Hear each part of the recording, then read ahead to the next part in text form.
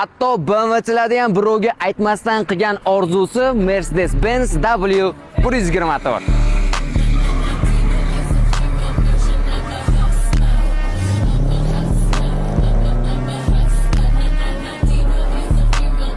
Kapot ostida 5 litrli maxluq bor. Stok holatida 306 ot kuchi bor, lekin bu stage qilingan. Ot kuchi yana ham oshgan. Mashinaning saloni stok holatda saqlangan, chunki klassika baribir klassika. Menimcha buni Mercedes haydaydiganlar juda ham yaxshi qadrlashadi. Mashina noldan terilganda salondagi detallar chet eldan olib kelingan. Mashinaga original AMG body kit taqilgan. Diskani o'zi Kounni yaponskiy diska. Gulishiterlari ham Toshkentda NMC da qilingan. Xullas o'rtalar bu mashinani shu holatga olib kelish uchun plus-minus 20 ming dollar atrofida pul sarflangan. Lekin bu Mercedes-Benzimiz sotilmaydi. Bu mashina inson mazza qilib haydash uchun yig'ilgan. O'rtoqlar, sizlarga ham xuddi shunaqangi obzorlar qiziq bo'ladigan bo'lsa, Avtoblogus kanaliga obuna bo'lishni unutmanglar.